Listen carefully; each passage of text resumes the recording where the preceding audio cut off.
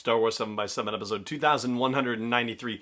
Today, my interview with Alexander Freed, the author of, among other things, Shadowfall, which is the second novel in the Alphabet Squadron trilogy. Punch it!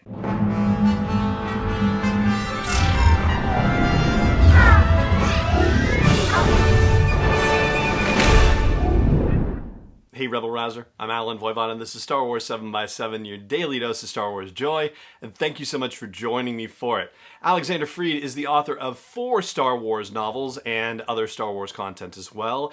Most recently, he is the author of Shadowfall, which is the second novel in the Alphabet Squadron trilogy. During the interview, we're going to talk about things like Alexander Freed's writing process. We'll talk about how he approaches character and story arc and battle sequences. We'll talk about the Cerberon system, that system that is orbiting a singularity, how unique it is and how it reflects what's going on in the lives of the characters, and so much more. This episode is brought to you by Audible, and if you are interested in getting a free download of a Star Wars novel like Shadowfall, then you can get that and a free 30-day trial if you go to sw7x7.com/audible.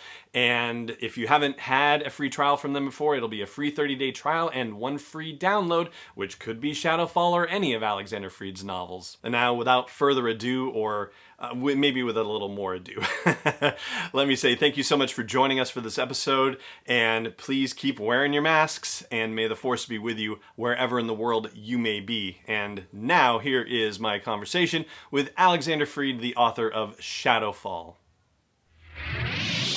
Alexander Freed, thank you so much for joining me on Star Wars 7 by 7. How are you today?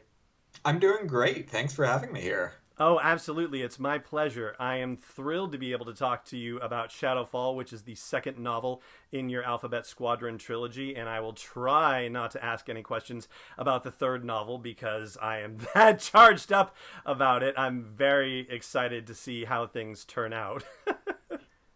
Well, I've got the third novel open on my desktop at the same time that I am speaking to you, so you can see through the screen somehow. It'll give you all the answers. Oh my gosh. Are you allowed to say where you are in the process of writing it or how far along you are? I don't think I can say that. Fair enough. Yeah, you'd have to ask Del Rey for that one, but it is moving along well.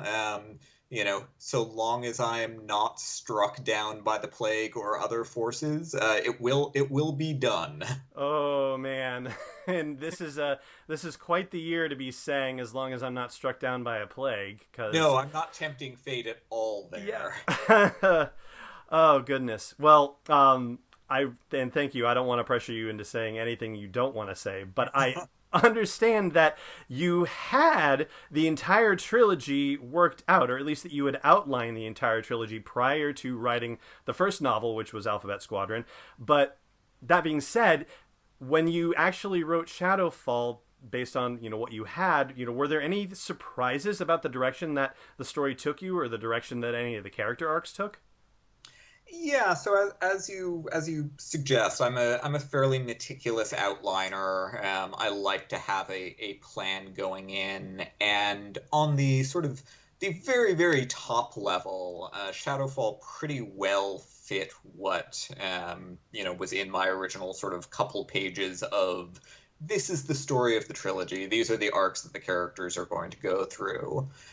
Where stuff tends to deviate from the plan, it's in regards to implementation or the specifics that get us from point A to point B. So certainly Shadowfall went through some really helpful iteration with my editor at Del Rey, Elizabeth Schaefer. There were some character subplots there that were just sort of big and bulky, and we trimmed it down, or we approached things from other directions.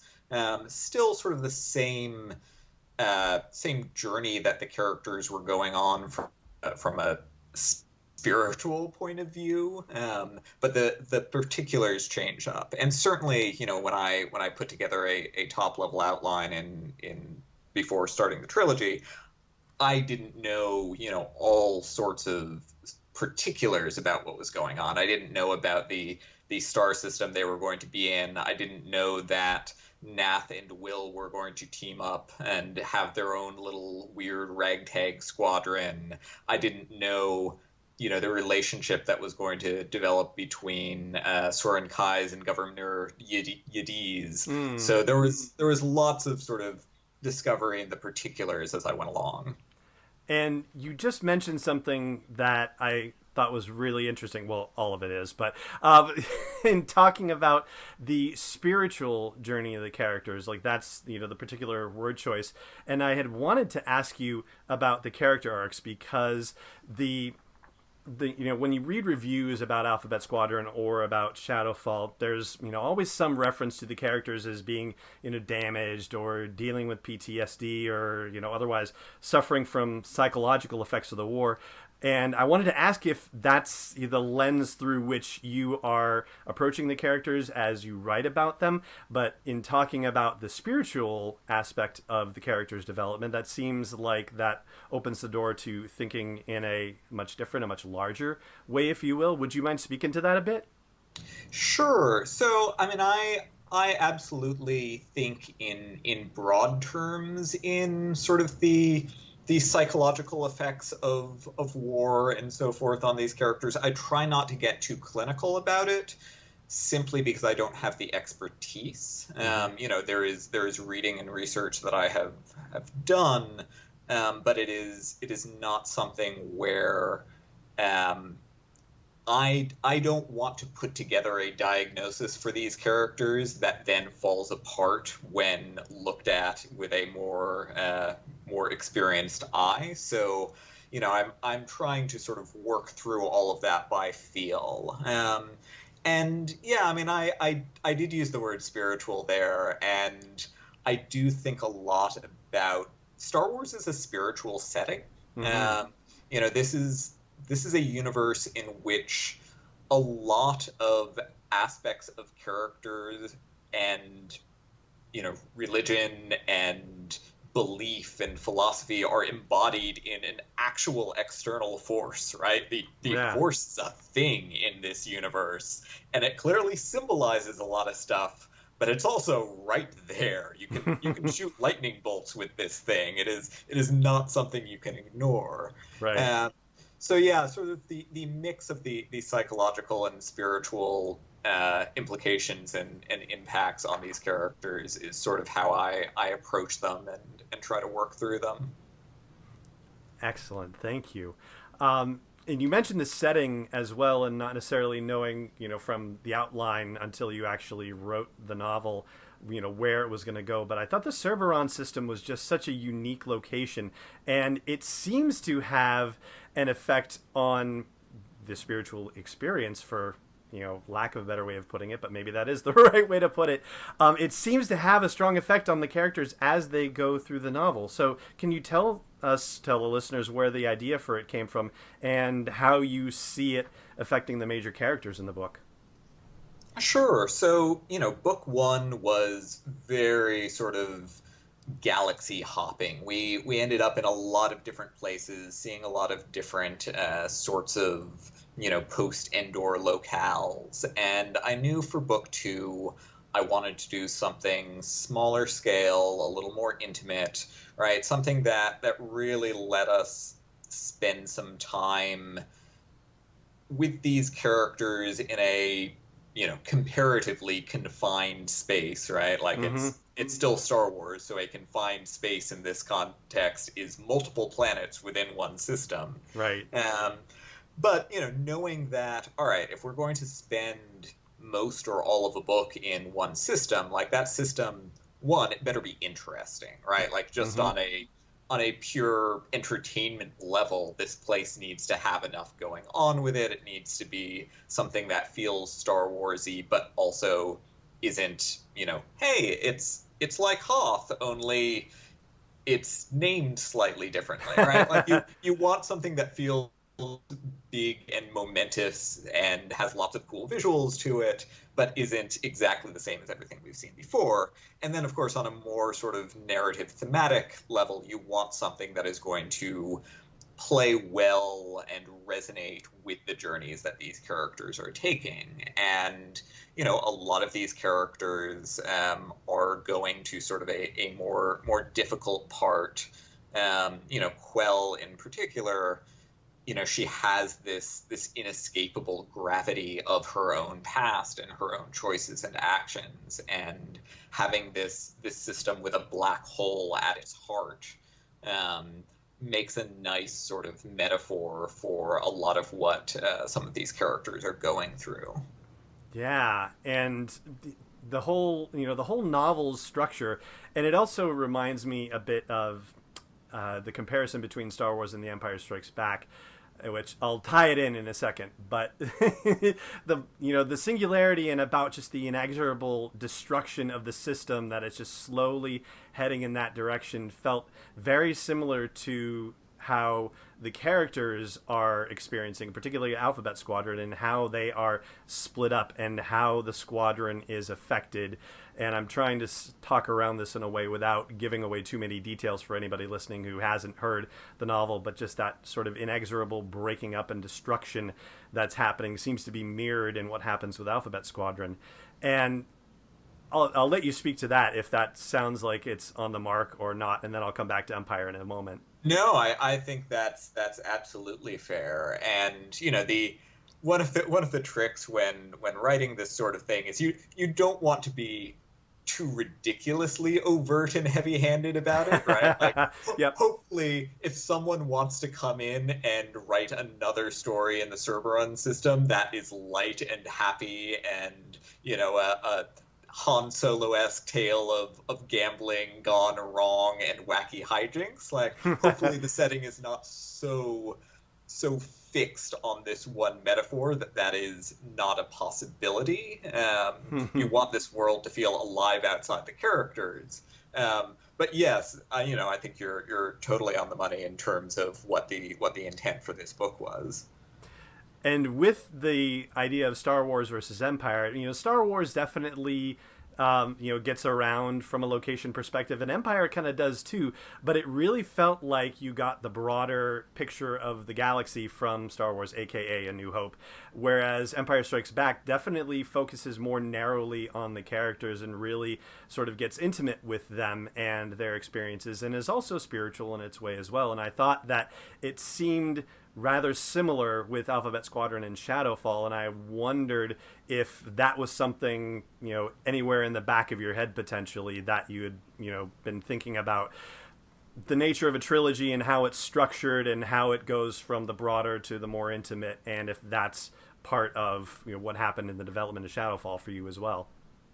Yeah, I mean, I think it's hard to write a Star Wars trilogy without looking back at that original source material. And the truth is, it's a really useful model. Like, it works really well. It already has obvious resonance with the franchise. You can turn away from it if you want, but if it works, then you may as well lean into it. And that's kind of how I approached this book. Was, yeah, I mean, this is absolutely The Empire Strikes Back, and that was a useful way of framing it. And I'm not, I figured why run away from that. Awesome. I want to jump to the battle sequences, if I may. And one of the things that I find particularly fascinating is just how well you write these sequences. And I, as a reader of a novel, a lot of the work as a reader goes to the visualization of what's happening. And it's very well done, and it's, cinematic in its description.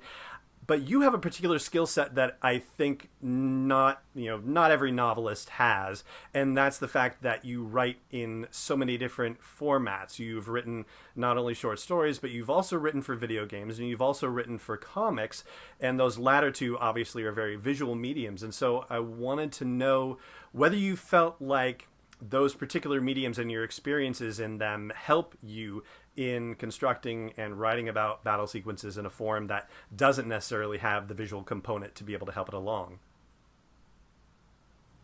Yeah, it's an interesting question because I'm not sure what the answer to that is because on a certain level, the way to, for me at least, the way to effectively describe sort of an action scene, a battle scene in a novel is so different from how you convey it in those other media because you have the visual aspect, right? Hmm. Because you can never describe every single thing going on in a book the way you can show it all in a comic book. Or a video game is a little bit different still because you there are very few intimately choreographed beat by beat fight sequences in video games that last more than a few seconds, right? Hmm. Because you've maybe got a brief cutscene, but then as soon as it's in the hands of a player, things start to spiral a little out of control. Yeah. I think more where the video game influence comes in would be working with world designers in the video game world, world designers and artists, figuring out like, okay, so what are the major sort of signposts in this area of the level?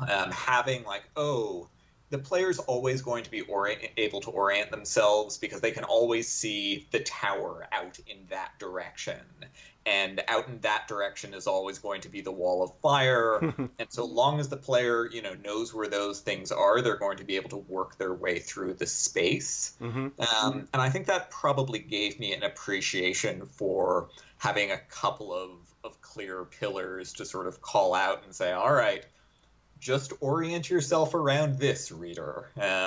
Even if the way you're describing it and describing the stuff around it is very different, knowing that you need some points of reference, whether visual or just mental, probably helped me out with all of that. So, for example, would you say, knowing, say, the position of the lodestar, and how the battle is coming to that particular point, that's one of those kind of reference points that would get used? Yeah, absolutely. Yeah, the lodestar is here, and somewhere below or above or wherever it happens to be, here's the planetary shields, and things are happening in between those two or away from those two or whatever spatial orientation makes sense. It gives you something to hang on to, and to a certain extent, so long as you give the reader enough to build some image in their mind, it doesn't actually matter if it's exactly the same one that I have. Mm-hmm. It may matter at points, right? If there's something that's going to come up where it's really just absolutely vital that the reader understands that, these two ships are pointed towards one another rather than moving apart, then yeah, you need to keep calling that one out so that the reader fixes that in their head. But if they feel like, they've got enough material to build that, to play in the sandbox and to arrange these ships and characters and so forth in a way that feels plausible to them, that's really what matters. Is there, and knowing you as a military science fiction writer, and I fear that kind of boxes you in a way that wouldn't be fair to you necessarily, especially when you talk about the spiritual journey of the characters. Is there a particular aspect of writing these novels that especially excites you? Like, do you get particularly charged up for the opportunity to write the battle sequences, or do you have moments where you're like, oh, I can't wait to start telling the story of Erica Quell and what she deals with the tower, which I want to ask you about in full detail, just to give you a couple examples. Yeah, I mean, the action part of it, it's not that I don't enjoy it or appreciate the end result, but it's always painful, right? Like I always sort of go into an action sequence going like, okay, this is the hard part. The part that I latch on to that does get me excited, is really the sort of the big pivotal character moments, sort of getting them from one point to another. Something like Quell in the Tower certainly was, I had a sense of what that was going to involve on a character level, if not a plot level, from really the early outlining stages for the whole series. I didn't know that it was going to be a tower. I didn't know that it was going to be these particular circumstances, but I knew that Quell was going to be facing her own sort of past and traumas in a very intimate and personal way while away from the rest of the squadron at some point, in the back half of book two. And that was a piece that the whole series was kind of, or, the first book and a half was kind of driving towards in my mind. Yeah, and this is another reason why Empire Strikes Back kept coming up for me, because it felt similar to the notion of Luke going into the cave on Dagobah, and just as a series of sequences in the novel, it just seems so striking to me because it was utterly unlike what one would expect from a book that is, pitched to the world as military Star Wars or military sci-fi. What inspired you to pursue this kind of spiritual examination with her? So, I mean, it is, as we were talking about, Star Wars is a mystical setting, and you can lean into the military side of it, but the Force is still embodied. It's still out there. These themes are still a part of the mesh of the whole setting, and it feels odd to just totally ignore that. And in a series where there aren't Jedi and Sith running around, you find other ways to weave that into the tapestry. And that's certainly part of it. Was just, okay, this is part of Star Wars. Where am I going to work this stuff in? And part of it is also it gives me as an author a whole different set of tools to work with, and they're kind of fun and exciting tools, and I want to apply them. I want to go, oh, I'm going to be able to get something out of this character arc here by leaning into the mystical aspects that I wouldn't be able to find otherwise. And for me, this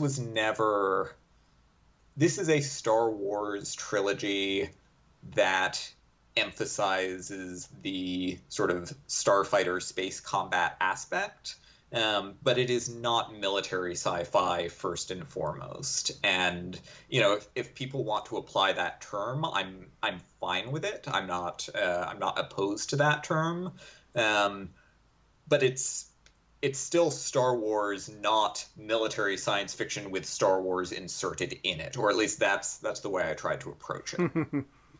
Yeah, it is very rich in terms of its narrative and goes beyond the military aspect and definitely delves into the spiritual. It was just those sequences with Erica and her reminiscences with via the tower were just some of the most powerful ones I've read. And the last thing want to call your attention to, at least in the novel, is the exchange with Erica and Karen Aiden, where Aiden has his lines about how he says, I drink, I do the work, I manage, and that's how he deals with his shame. That seems to be a huge crux in the book, and I wonder if you would be able to speak about arriving at that moment as you're writing it. I'm pulling this one out of the thin blue air, as it were, but that one particular line struck me as so crucial to the the way the book turns, and it's also crucial for Erica's solution on that unnamed planetoid as well. Yeah, so that, I mean, obviously that sequence, that entire planetoid sequence had, as I mentioned, been kind of part of the plan, but figuring out the details and sort of the lines and the blow by blow. As I recall, that segment actually went a little easier than I was expecting it to, and I think partly because it had been in my head for quite a while and I knew what it had to do. There were some parts of that chapter that we ended up revising a bit. Yeah, I remember I got a note from my editor going basically, okay, I think this is very close, but then we hit this point and you kind of just lost me. Can you just explain it a little more clearly? And of course, because it had been something that had been in my head forever, I had thought it was perfectly clear. I had thought I was leading the reader by the hand, and then I went back and I looked at it after getting that editor's note, and I was like, oh yeah, no, that's a little oblique, isn't it? It's a little unclear exactly what's going on here. That was not the final conversation with Aiden. That was elsewhere in the chapter, but it gives you a sense of where my head was at in general. Yeah, I mean, I like Aiden as a character a lot. I'm not saying I would like him as a person, but I found him interesting to write, and sort of dealing with the way he approached the world is something that got seeded through the first book and the first half of the second. And there was always some sense of, all right, there is going to be a connection to Quell here at some point, and getting to really spell that out was satisfying for both his own character and for hers. I don't know if that answers your question exactly, but it does, and it's all fascinating detail. I really appreciate it. Yeah, no, I'm glad to babble as much as I can on this stuff. Well, I'll throw one last question at you, if I may, and it's a very general one. It's one that I asked, actually, of a lot of different people at Celebration Chicago when I was there, and it's a very simple one, but maybe not. When it comes to Star Wars, what do you know for sure? Wow. Okay. I mean, I think what I know about Star Wars is it is a saga about a battle between good and evil, right? Like that is absolutely clear. This is an epic story between grand archetypes, infused with wonder and mystery. That is what Star Wars is to me, and I think you can change almost everything else. You can change time periods, you can change characters. I think you could even change out the Jedi and the Sith, although you would probably end up with equivalents.